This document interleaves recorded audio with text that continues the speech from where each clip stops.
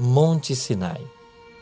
Situado no sul da península do Sinai, no Egito, é um pico de granito com altitude de 2.285 metros. Ali, Moisés recebeu as tábuas da lei, contendo os 10 mandamentos. No pico do monte encontra-se a pequena capela da Santíssima Trindade, construída em 1934 sobre as ruínas de uma igreja do século XVI. Para se chegar ao topo, existe uma escadaria escavada na rocha com cerca de 4.000 degraus, chamada o Caminho de Moisés. Abaixo do Sinai, encontra-se a planície de Ar-Hara, onde possivelmente os israelitas acamparam enquanto Moisés subia a montanha. Monte Sinai. Este foi o local escolhido por Deus para entregar sua lei escrita ao homem.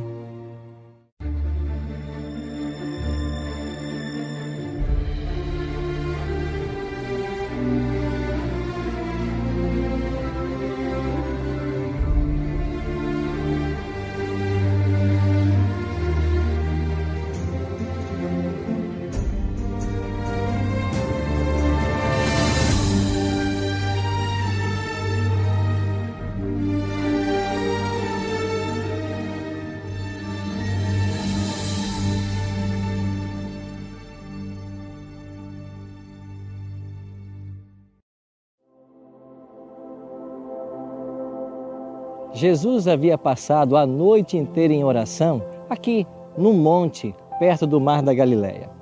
Quando o dia amanheceu bem cedinho, ele chamou a si os 12 discípulos, fez uma oração, impôs-lhes as mãos para que eles também iniciassem seu ministério.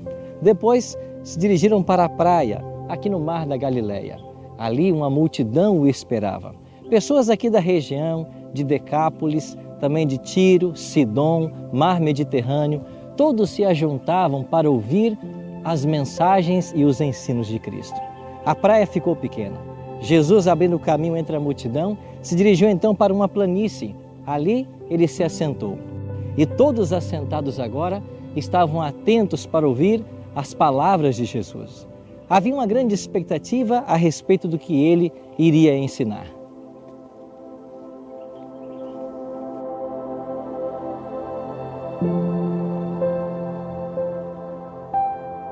Havia uma falsa expectativa messiânica por parte da multidão. Os escribas e fariseus desejavam domínio sobre os odiados romanos. Os pobres camponeses, pescadores, esperavam ouvir a certeza de que as suas arruinadas cabanas, a escassez da comida, a vida de labutas logo chegasse ao seu fim e fossem trocados por mansões e dias de felicidade. E em lugar de uma única vestimenta que cobria o seu corpo de dia e servia de cobertura à noite, eles esperavam receber de Cristo os ricos trajes de seus conquistadores. Todos achavam que Israel seria em breve honrado diante das nações, como escolhido do Senhor, e Jerusalém exaltada como a cabeça de um reino universal. Jesus, então, abre sua boca e passa a proferir o que nós conhecemos hoje como o Sermão da Montanha. Bem-aventurados os humildes de espírito, porque deles é o reino dos céus. Bem-aventurados os que choram, porque serão consolados. Bem-aventurados os mansos, porque herdarão a terra. Bem-aventurados os que têm fome e sede de justiça, porque serão fartos. Bem-aventurados os misericordiosos, porque alcançarão misericórdia. Bem-aventurados os limpos de coração, porque verão a Deus. Bem-aventurados os pacificadores, porque serão chamados filhos de Deus. Bem-aventurados os perseguidos por causa da justiça, porque deles é o reino dos céus. Esse ensino de Jesus era um ensino estranho, totalmente contrário à sua expectativa e àquilo que os rabinos ensinavam. Eles não conseguiam parar de ouvir suas palavras. O Espírito Santo foi trabalhando em cada coração e naquele dia, naquele sermão, apresentou-se perante a multidão, aqui nessa montanha, os ensinos de valor eterno para todos os seres humanos em todas as épocas.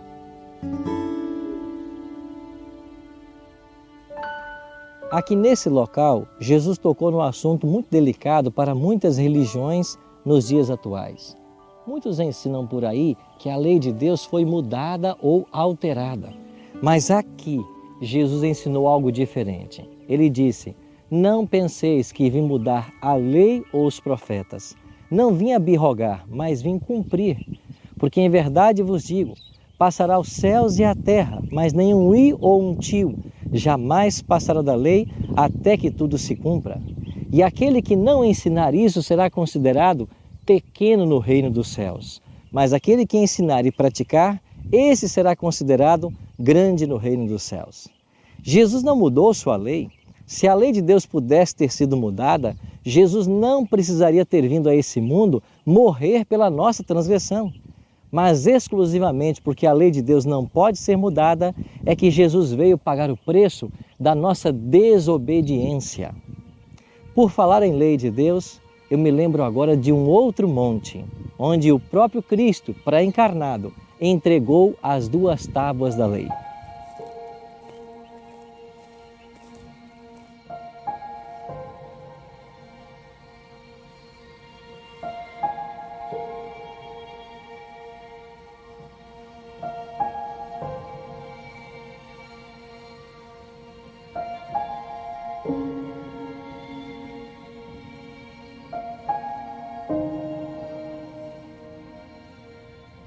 Foi aqui nesse monte que há mais de 3.000 anos no passado, Deus entregou as 2 tábuas de pedra a Moisés. Êxodo 31, verso 18, assim nos diz: E tendo acabado de falar com ele no monte Sinai, deu a Moisés as 2 tábuas do testemunho, tábuas de pedra escritas pelo dedo de Deus. A partir de hoje, esse texto da Bíblia assume para mim um novo significado. Em saber que foi nesse local, aqui no Monte Sinai, que Deus deu as 2 tábuas da lei a Moisés. Eu fico imaginando a cena enquanto o povo de Israel acampado aqui embaixo, observando a montanha em meio a relâmpagos e trovões. Deus se manifestava nesse monte, a montanha tremia e Deus pronunciou os seus 10 mandamentos. Talvez você já se perguntou alguma vez por que é que Deus teve que dar a Moisés, ao seu povo, a lei escrita. Por 430 anos o povo de Deus fora escravo no Egito. E quando eles foram libertos e após atravessar o Mar Vermelho e chegarem ao Sinai, Deus queria dar esta lei como um símbolo de um novo começo, de uma aliança, de uma nova história que Ele queria escrever com o seu povo. Ainda que a lei tenha sido dada aqui no Monte Sinai, é lógico que a lei já existia. Quando vamos para o Gênesis, nós aprendemos que ali estavam os mandamentos. O primeiro e o segundo mandamento, que fala sobre não ter outros deuses diante do Deus verdadeiro, nem adorar imagem de escultura, é claramente visto na ordem de Jacó à sua família, de que eles não deveriam adorar a esses deuses e lançar fora os seus deuses de barro. Quando vamos para o 4º mandamento, que orienta a guardar o sábado, lá em Gênesis capítulo 2, versos 1 a 3, após haver criado o mundo em 6 dias, ele descansou no 7º, aí já estava o sábado. Quando a Bíblia fala que o 6º mandamento é não matarás, lá em Gênesis você já tem a história de Caim matando Abel e caindo sob a desaprovação divina. É claro que a lei já existia, ela sempre existiu, ela é o fundamento do governo de Deus. Agora, uma coisa nós temos que entender: ninguém é salvo pela observância à lei de Deus. Isso seria salvação pelas obras. Nós não ensinamos isso. Nós somos salvos exclusivamente pela graça de Jesus. Paulo escreveu em Efésios 2, 8 e 9, porque pela graça sois salvos por meio da fé, isso não vem de vós, é um dom de Deus. E no verso 9 ele diz, não de obras para que ninguém se glorie. Nós não somos salvos pela lei, mas todo aquele que é salvo por Jesus Cristo, ele vai andar na obediência da lei. Nós somos salvos para obedecer. E Jesus, quando veio a essa terra, ele não falou que a lei seria abolida, ou muito menos que ele veio abolir. Em Mateus 5, 17 e 18 está claro que Jesus disse: eu não vim revogar a lei, eu vim cumprir. E esta mesma lei que foi dada por Deus aqui no Monte Sinai, ela foi repetida por Jesus Cristo no Monte das Bem-aventuranças.